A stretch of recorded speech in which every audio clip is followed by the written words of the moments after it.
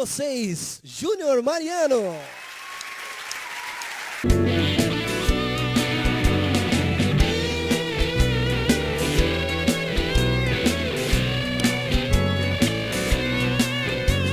Ok, agora vamos dar início à parte das entrevistas e eu quero chamar ao nosso convidado especial da noite, o pastor, empresário, engenheiro Miqueias. Uma salva de palmas pela vida dele.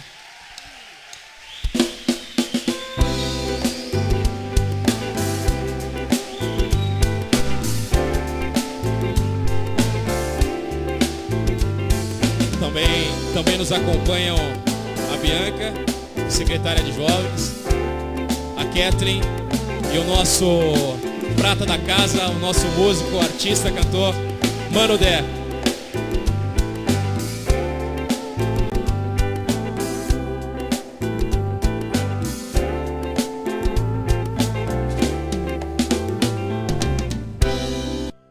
Com uma empresa em pleno crescimento, ser um bom esposo, um bom pai, em meio a tantas conquistas, o que ainda é um grande objetivo ou uma meta a ser alcançada? Em primeiro lugar, eu gostaria de agradecer, a presença de todos aqui. Boa noite a todos, Pai do Senhor. Pelo convite também, por esse primeiro programa e por esse espaço aberto. Acho que é fundamental. Muitas vezes as pessoas nos veem em cima do púlpito, como pastores, e às vezes parece que não tem um acesso. Mas eu já de início eu gostaria de deixar que eu posso ter essa cara amarrada, então fechada algumas vezes, mas estou bem aberto a todos, todos nós estamos conversando.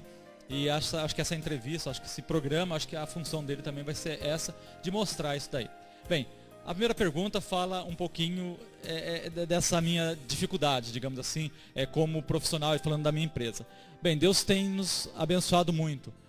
Se eu voltar um pouquinho na história, eu tive uma infância, digamos, um pouquinho complicada. Meu pai era uma pessoa muito usada por Deus, uma pessoa tinha um conhecimento dele, mas não tinha estudo, tanto ele quanto a minha mãe. E foi uma luta dentro de casa e fora de casa também, pela região que eu morava, para conseguir chegar até o ponto onde que Deus me colocou. Então, às vezes as pessoas nos veem como engenheiros ou como empresários, imaginam que as coisas foi muito fácil, não foi. Eu venho de uma família de 10 irmãos, eu sou o quinto filho, e de uma família muito pobre mesmo, no interior de São Paulo, e eu queria ser engenheiro desde os 10 anos de idade. Eu lembro que aos 10 anos foi a primeira vez que eu falei isso na casa do meu pai, que eu queria ser engenheiro, e todos riram de mim. A minha família, ninguém acreditava porque era uma coisa impossível, porque nós éramos muito pobres e morávamos no interior. Naquela época, isso há mais de 20 anos atrás, era muito complicado de ser, muito mais, hoje vou fazer 43, então há mais de 30 anos atrás, tinha uma dificuldade muito grande. O acesso ao estudo era muito, muito mais difícil. Então, falar que ia ser engenheiro era muito, muito distante para nós. Nós não víamos isso, não tinha isso na família. E como eu descobri isso? Foi através meu pai vendendo suco em obra para ajudar na aposentadoria, para criar os filhos. Eu vi o engenheiro chegar na obra e achava bonito aquilo. Então eu falava que eu queria ser engenheiro porque eu achava bonito o engenheiro chegar na obra. E isso foi me identificando, parece que foi crescendo dentro de mim. E foi nesse sonho, que começou aos 10 anos de idade, eu lutei, Deus foi me abençoando, e a prefeitura da cidade tem uma lei até hoje que quem fosse o melhor aluno da escola conseguiria uma bolsa.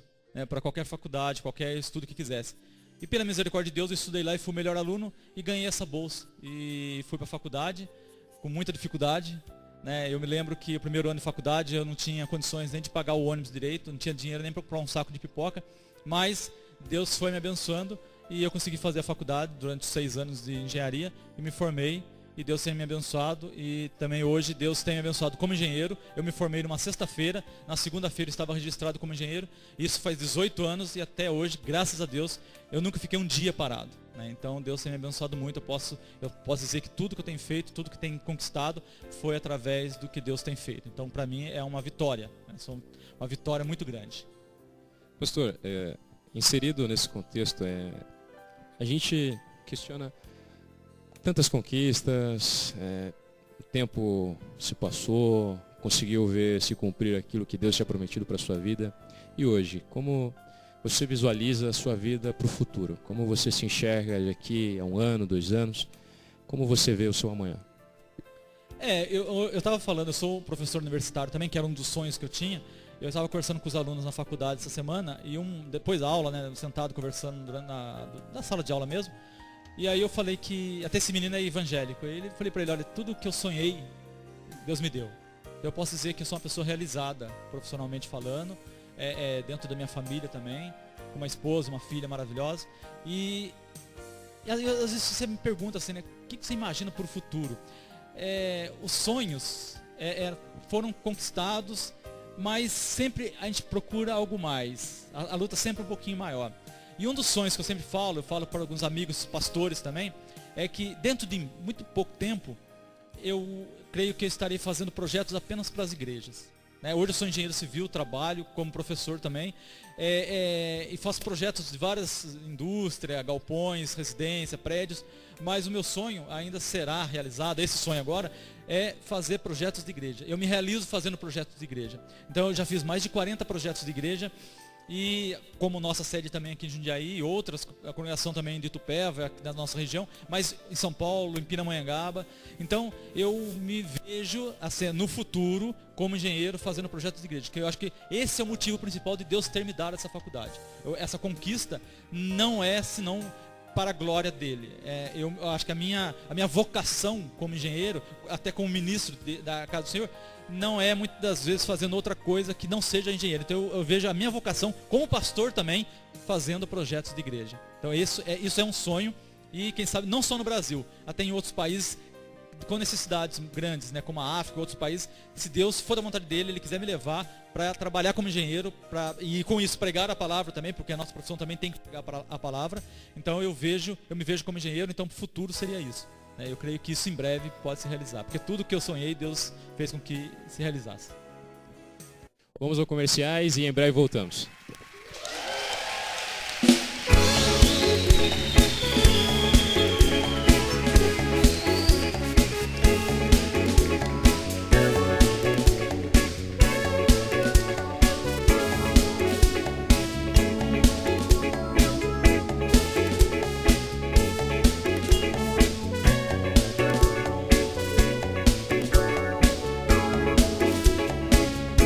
Ser agora mesmo, depositando no Banco Bradesco.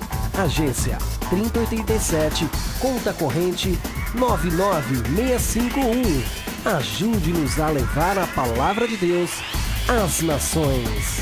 Rede Nações, a sua Web TV.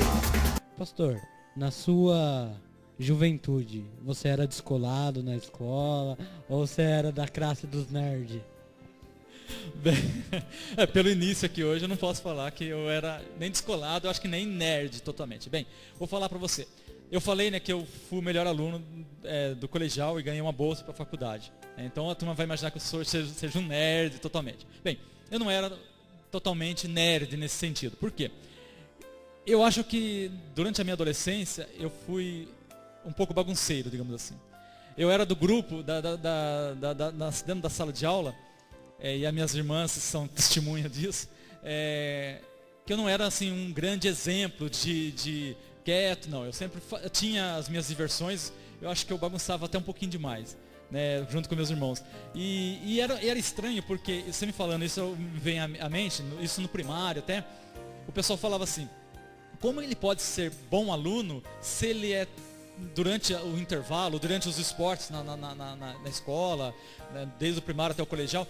Por que eu era muito bagunceiro mesmo. Eu entrava, brincava com todo mundo e tinha essa facilidade de conversar. Eu sempre tive muita facilidade de me comunicar com todos. Então eu era amigo de todo mundo na escola, conhecia todo mundo, brincava com o professor, com todos. E assim, o perfil não era um perfil, digamos assim, que de uma pessoa que ficasse totalmente colada aos livros, não era esse perfil. Mas quando eu chegava na sala de aula, eu levava muito a sério, porque eu tinha já o sonho e eu tinha um ideal. E esse ideal, eu sabia que para que eu conquistasse, eu tinha que fazer algumas etapas, e essas etapas tinham que ser vencidas, e eu tinha que ser o melhor aluno. Então, para lutar, para ser o melhor aluno, eu tinha que estudar muito. Então eu cheguei a trabalhar como servente pedreiro, e eu lembro que o pessoal, na hora do intervalo, eles ficavam jogando dominó, brincando, e aí eu ia estudar.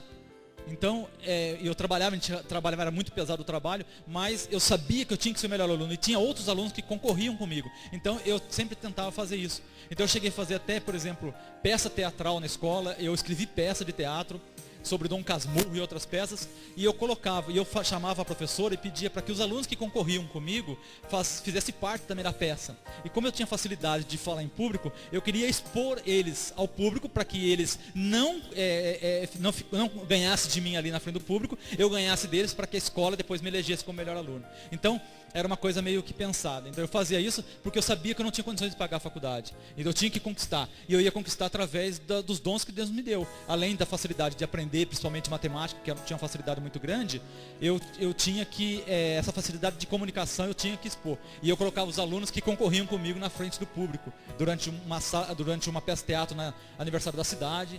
E eu ali me destacava, às vezes, representando para que a escola, para que a prefeitura me escolhesse como melhor aluno. Então tudo isso contava pontos. Então eu fazia isso. Então eu não era um nerd, eu totalmente gostava muito de ler, sempre gostei muito de ler, mas acho que era mais bagunceiro do que nerd, né? Não era popular no sentido assim, eu conversava com todo mundo, mas não tinha aquele perfil de nerd, né?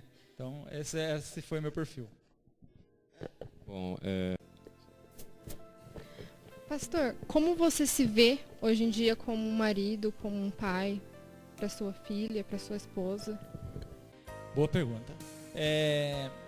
Eu sou uma pessoa muito quieta às vezes. Eu falo que eu tenho facilidade de conversar em público, conversar com as pessoas, chegar nas pessoas, tenho muita facilidade, mas de um modo geral, acho que pelo fato de eu ter vivido muito tempo sozinho, eu gosto de ficar às vezes quieto. E eu gosto quando a minha esposa fala muito, né? Quando as pessoas reclamam, né? Eu gosto que ela fale, converse. Porque se ela conversar, eu vou estar respondendo, a gente vai estar conversando. Eu sou uma pessoa muito quieta. Então, às vezes eu fico quieto, mas ela sempre está junto ali, nós sempre temos um diálogo. Acho que isso é fundamental, conversarmos sempre, né? Então, acho que até pelo tempo que eu passei sozinho, então eu creio que isso fez com que eu amadurecesse muito. Então eu não fico muito às vezes dependente dela. Então, por exemplo, se ela quer sair, ela gosta muito de sair, e eu gosto muito da minha casa. Como eu fiquei muito tempo sozinho, então eu gosto muito da minha casa. Então eu gosto de ficar sozinho. Então às vezes ela sai, vai visitar os parentes dela. E isso para nós não tem nenhum problema. E uma das grandes, eu acho que como o marido você falou, eu acho que um dos grandes males de um casamento, de um relacionamento, é ciúmes. E eu acho que quando num casamento, principalmente nós como cristão, nós temos que ter confiança total, 100%. Eu confio nela 100%. E eu tenho certeza que ela confia em mim também 100%. Então, se alguém... onde ela falar que for, eu sei que ela vai. Aonde ela estiver, eu sei que ela vai estar naquele lugar que ela falou que ela vai estar. Então, para ter uma liberdade muito grande, então eu dou essa liberdade a ela e ela me dá a liberdade para eu estar onde eu quiser. Se eu quiser viajar com os amigos, já fiz isso, já fui para outros países com amigos e para ela estava ótimo. Ela só queria que eu comprasse algumas coisas para ela lá e foi isso que eu fiz. Eu lembro que numa loja, eu cheguei numa loja e aí o rapaz perguntou: "Você está sozinho aqui, né?" Aí eu estava nos Estados Unidos, eu falei: "Sim, tô." E eu estava comprando uma bolsa, né? E ele falou: "Para que a bolsa?" Eu falei: "Para minha esposa que ficou no Brasil." E aí ele falou: "Ah, esse foi o álibi, esse foi o passaporte." Esse foi o passaporte. Então, assim, mas não é isso, não. Independente disso, existe uma confiança. Ela também viaja. Ela trabalhou, depois de casada, ela trabalhou 1 ano na Bahia. Ela ia toda semana para Bahia, ficava a semana inteira. Então, para nós, não tinha esse problema, né? Então, eu acho que isso é muito bom. E com a minha filha, que tem 1 ano e 3 meses só, eu falei que eu queria ser um pai presente. E aí vem uma grande conquista que Deus me deu. Eu sonhava, como engenheiro trabalhei em vários estados do Brasil, mas eu sonhava em trabalhar em casa. E aí depois que eu voltei, montei escritório, tudo, tive parceiros no escritório, tive funcionário, mas depois eu vi que não valia muito a pena, eu queria trabalhar na minha empresa, mas na minha casa. E aí o que eu fiz? Deus me deu isso também. Então todos os sonhos foram se realizando. Então hoje eu tenho um escritório na minha casa, então eu acordo hoje de manhã, o trabalho que eu tenho é tomar um café e ir para o meu escritório dentro da minha casa. E eu fico ali, às vezes eu tenho clientes para visitar, tem viagens para fazer a trabalho, mas é um dia, às vezes durmo fora e volto no outro dia, mas são coisas rápidas. A maior parte, digamos 80% do meu trabalho é dentro da minha casa.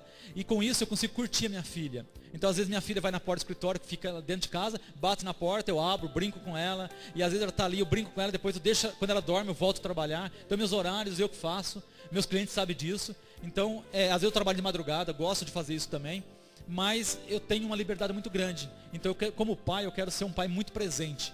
E Deus também me deu isso. Então eu digo que todas as coisas que eu sonhei, e muito mais do que eu sonhei, até que eu não sonhei, Deus me deu. E uma das coisas que Ele me deu hoje é isso, é poder ter essa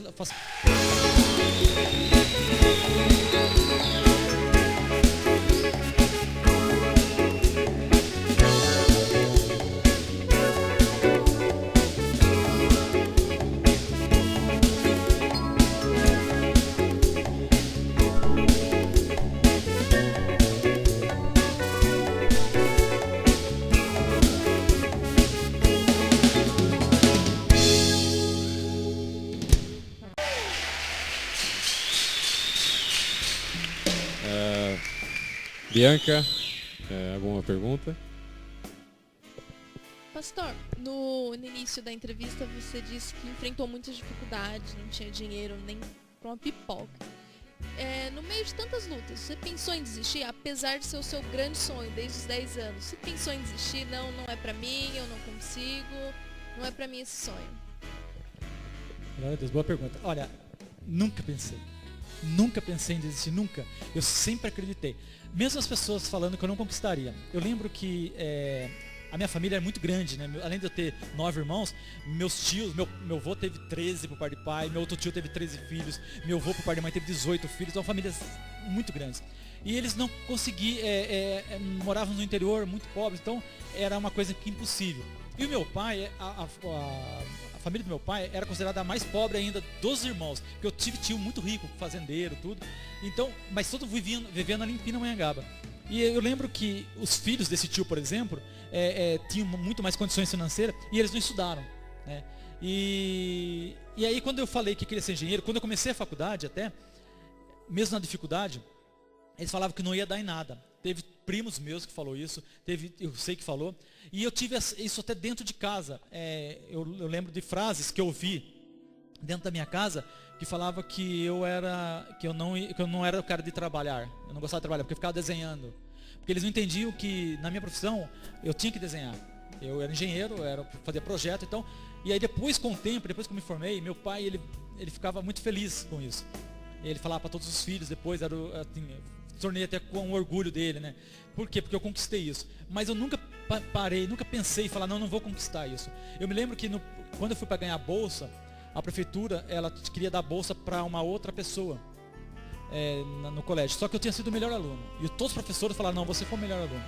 E aí o que eu fiz? Eu peguei a bicicleta, que eu não tinha dinheiro para pagar o ônibus, fui até a cidade e pedi uma audiência com o prefeito da cidade. E aí me deram essa audiência, eu conversei com o prefeito, falei, prefeito, o senhor estava na minha formatura, porque ele foi na formatura do colegial, e o senhor sabe que eu ganhei a medalha como melhor aluno. E a prefeitura não quer me dar a bolsa. Aí ele pegou e falou, não, pode ficar tranquilo, a bolsa é sua. E aí eu fui passar no vestibular e não estudei, não fiz cursinho, né? Mas estudei muito mesmo, você não tem noção. E aí eu passei em 7º lugar no vestibular, para a glória de Deus. E aí eu entrei na faculdade, e eu lembro que no primeiro ano de faculdade, tinha 83 alunos na sala. E eu sempre sentei na primeira carteira, porque eu gostava de ficar próximo da lousa, para que ninguém me atrapalhasse a entender o que estava sendo ensinado.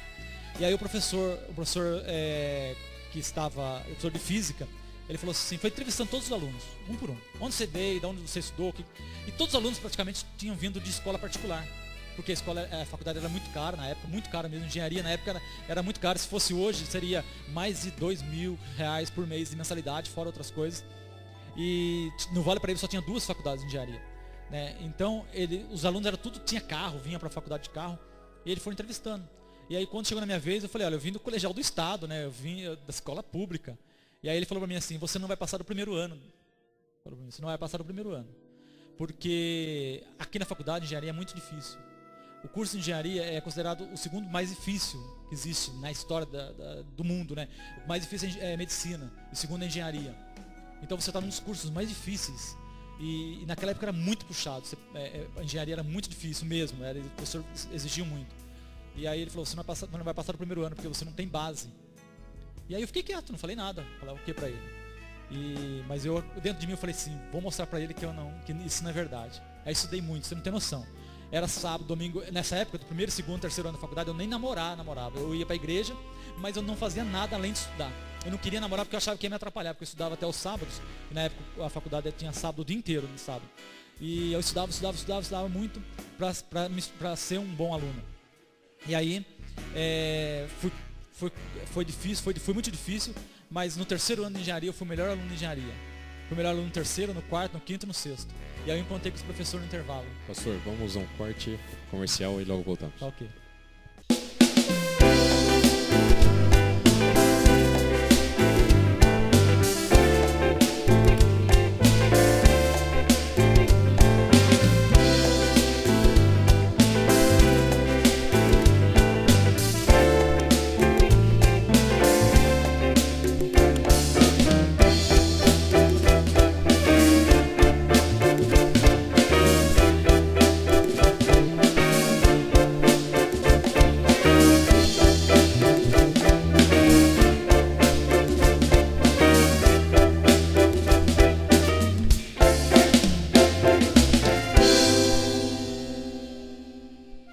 Falou pra mim que eu não ia passar do primeiro ano.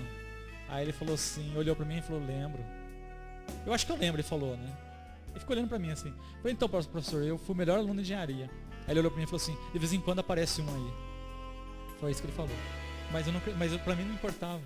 Porque o mais importante é que, mesmo que todos não acreditassem, eu sempre acreditei. E o mais importante, que eu aprendi, meu pai ensinou isso, a crer num Deus do impossível.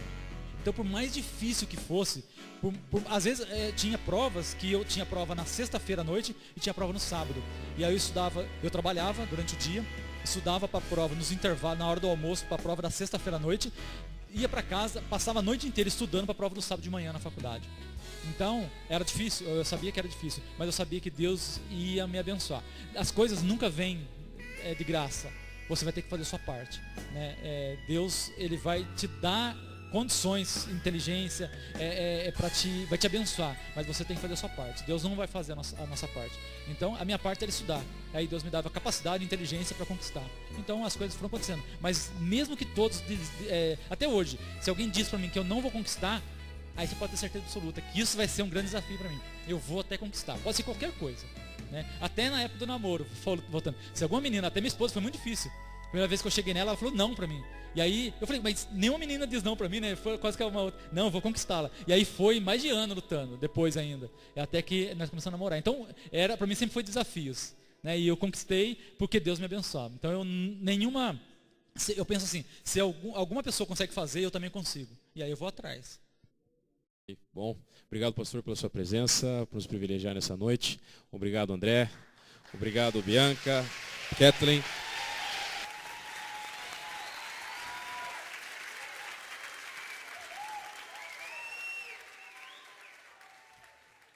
Decidiu crer, muito embora as condições fossem totalmente desfavoráveis e não houvesse perspectiva nenhuma de conseguir alcançar aquilo que tanto sonhava. Então Deus colocou uma meditação em meu coração a respeito da vida. A vida é uma experiência única, inigualável, de seres imortais em corpos mortais por um limitado espaço de tempo. Em seu contexto, se desenvolve o mundo desconhecido das emoções, que tange desde um simples sorriso até o incontinente grito de euforia de um coração apaixonado. Desde o rolar de uma lágrima até uma alma em prantos que rejeita consolo. Mas o fato é que o grande desfecho dessa obra-prima, qual chamamos vida, ela é diretamente proporcional ao envolvimento do protagonista, o qual somos eu e você. A escolha é nos limitarmos às críticas, nos limitarmos às portas fechadas, aos nãos da vida, ao medo às gargalhadas, ao fracasso, à humilhação, ou trilharmos o caminho inverso, a contramão do mundo, e defender nossos princípios e valores, acreditar, sonhar, se visualizar, se projetar, muito além das perspectivas e expectativas das pessoas ao nosso respeito. É investir tempo em quem amamos. É olhar nos olhos e dizer te amo quantas vezes for necessário. É perdoar com mais facilidade. É abraçar forte, querer estar perto. Não perder tempo com pensamentos negativos e afastar-se de aquilo que não nos faz bem. É evitar as vãs discussões que apenas desgastam a nossa capacidade de criar, de inovar, de conquistar, de cativar a quem amamos.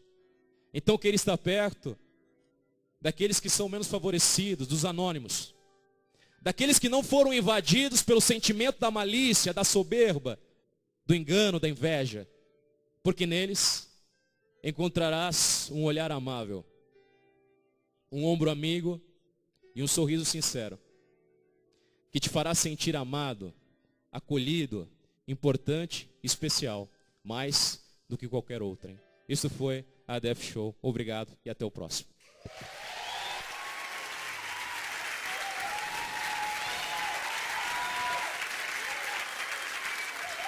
Pessoal...